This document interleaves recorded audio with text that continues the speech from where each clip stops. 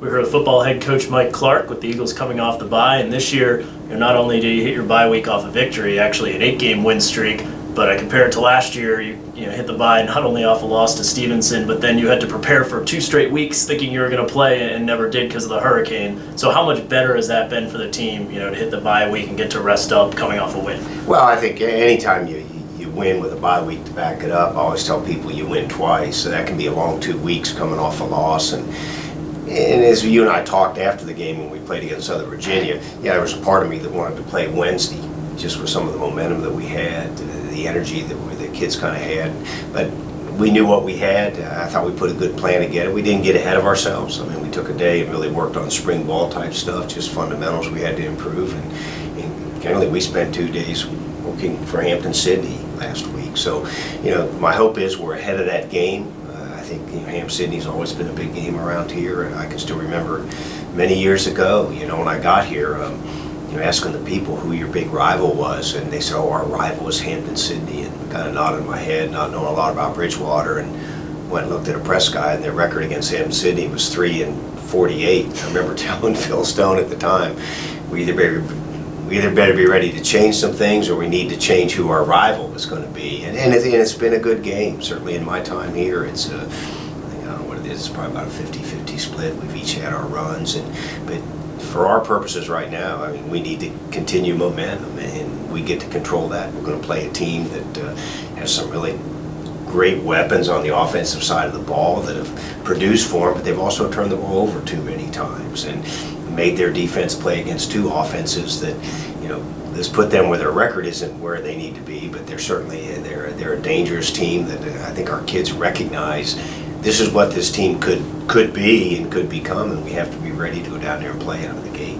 Now, in your 40-6 win against Southern Virginia, once again your defense stood up against a good running back, and you got another big game for Demetrius Gillespie's on the ground.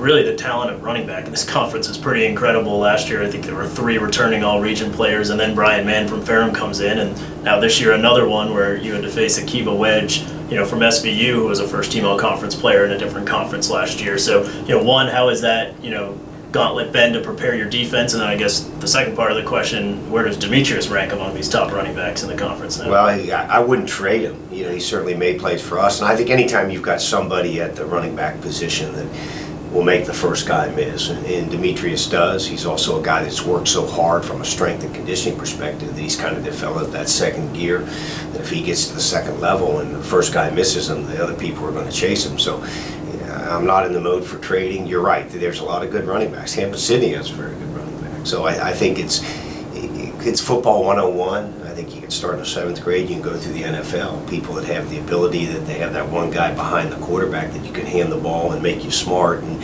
the good thing about Demetrius Gillespie is one of the things he does when you come in here and watch the film on Sunday, like we do, and maybe in a little more detail, some of his best runs are 4 and 5 yards. I mean, he has made 2 of the greatest 9-yard runs I think I've seen in my time here in the first 4 games. And sometimes everybody remembers the screenplays that he turns into a 70-yard run, and that was a tremendous run, but really it's those 4 or 5 or those 8 or 9 yarders that just come right at the right time that are kind of the ones that really make him so valuable to us. So you head down to Hampton-Sydney. They've had a rough first half of the year, but that's a place that's always been hard to play, and I think a team that's always gotten up to face you. You mentioned some of the weapons. Players like Major Morgan have made big plays against some very good defensive players that you still have out there this year. So what else can you say about that matchup? Well, I remember last year, sitting at a banquet down in Richmond with Major Morgan and his family and Ray and theirs, and one was the offensive player of the year, and I think one was the defensive player of the year. So there's no question. We're aware of their weapons. I do think this, we're as a football team where we have to be ready. Somebody's going to come up and throw the first punch.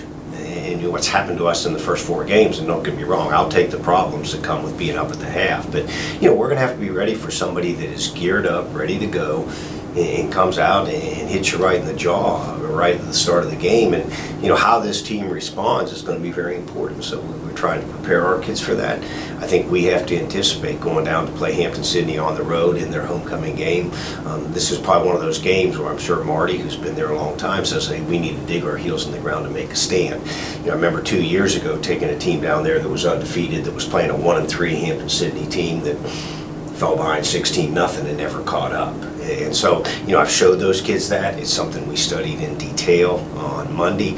And, my hope is I'm taking a different team back there and we can respond in a different way.